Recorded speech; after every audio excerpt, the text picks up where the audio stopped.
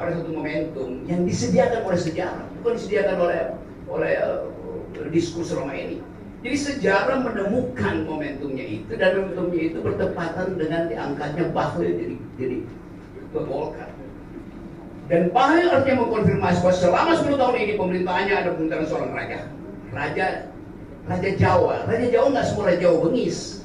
Ada Raja Jawa yang paham bahwa suara rakyat sudah tidak lagi memihak pada dia, maka dia anggap bahwa pulungnya udah nggak lagi ada di atas rupanya. Soeharto Raja Jawa yang tahu diri, dia tahu oke, pulungnya udah hilang, saya mundur. Apakah semua Raja Jawa itu bengis seperti Jokowi? Dalam versi Bahlil ya, yang bilang Raja Jawa bengis kan Bahlil. Kan Bahlil bilang ini Raja Jawa ini bahaya dia bisa lakukan apa aja. Artinya Raja yang bengis. Apakah Sultan Hamengkubuwono IX bengis? Apakah Sultan Hamengkubuwono X bengis?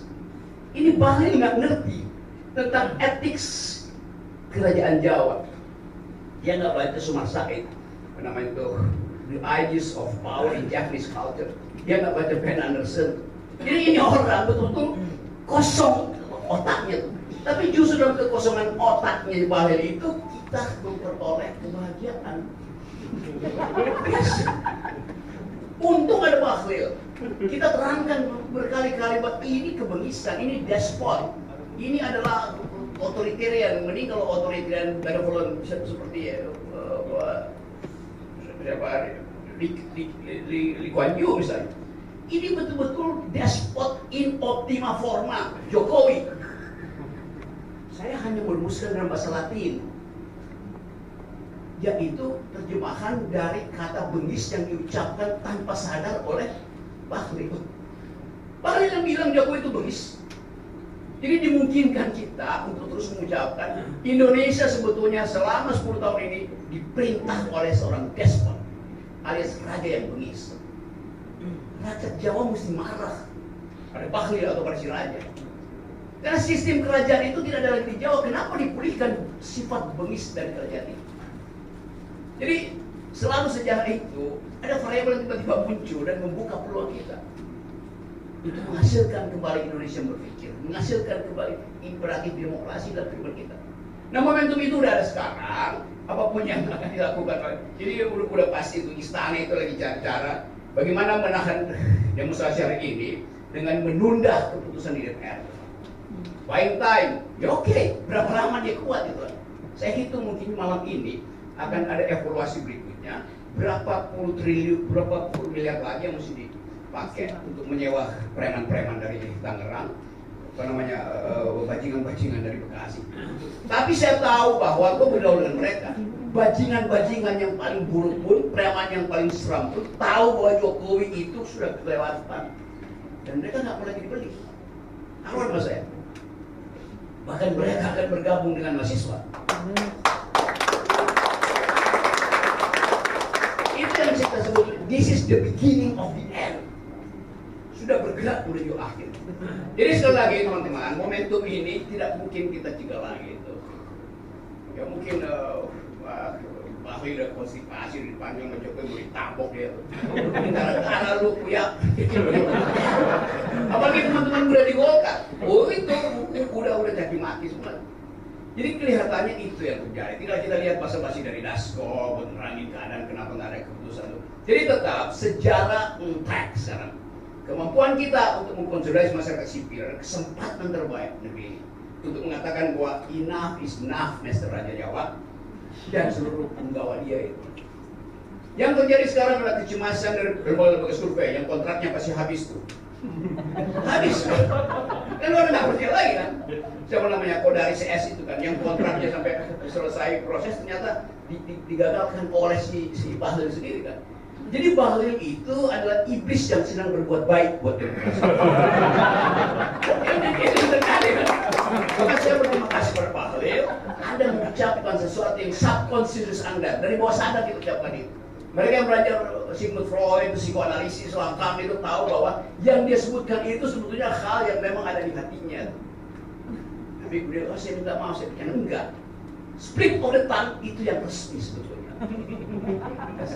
Jadi saya kira itu, maka kita pelihara momentum ini supaya momentum ini menghasilkan monumen. Terima kasih. Jadi betul tiba kita pada satu momentum yang disediakan oleh sejarah, bukan disediakan oleh diskursus Roma ini. Jadi sejarah menemukan momentumnya itu, dan momentumnya itu bertepatan dengan diangkatnya Bahlil jadi ketua Golkar. Dan Bahlil artinya mengkonfirmasi bahwa selama 10 tahun ini pemerintahannya ada pemerintahan seorang Raja Jawa. Raja Jawa nggak semua Raja Jawa bengis. Ada Raja Jawa yang paham bahwa suara rakyat sudah tidak lagi memihak pada dia, maka dia anggap bahwa pulungnya udah nggak lagi ada di atas rupanya. Soeharto Raja Jawa yang tahu diri, dia tahu oke, pulungnya udah hilang, saya mundur. Apakah semua Raja Jawa itu bengis seperti Jokowi? Dalam versi Bahlil ya, yang bilang Raja Jawa bengis kan Bahlil. Kan Bahlil bilang ini Raja Jawa ini bahaya dia bisa lakukan apa aja. Artinya Raja yang bengis. Apakah Sultan Hamengkubuwono IX bengis? Apakah Sultan Hamengkubuwono X bengis? Ini Bahlil nggak ngerti tentang etik kerajaan Jawa. Dia nggak baca Sumar Said, namanya itu The Aegis of Power in Japanese Culture. Dia nggak baca Ben Anderson. Jadi ini orang betul-betul kosong otaknya. Tapi justru dalam kekosongan otaknya di Bahlil itu kita memperoleh kebahagiaan. Yes. Untung ada Bahlil. Kita terangkan berkali-kali bahwa ini kebengisan, ini despot, ini adalah otoritarian. Mending kalau otoritarian benevolent seperti Lee Kuan Yew misalnya. Ini betul-betul despot in optima forma Jokowi. Saya hanya merumuskan dalam bahasa Latin, yaitu terjemahan dari kata bengis yang diucapkan tanpa sadar oleh Bahlil. Bahlil yang bilang Jokowi itu bengis. Jadi dimungkinkan kita untuk terus mengucapkan Indonesia sebetulnya selama 10 tahun ini diperintah oleh seorang despot alias raja yang bengis. Rakyat Jawa mesti marah pada Bahlil atau pada si raja. Karena sistem kerajaan itu tidak ada lagi di Jawa. Kenapa dipulihkan sifat bengis dari kerajaan itu?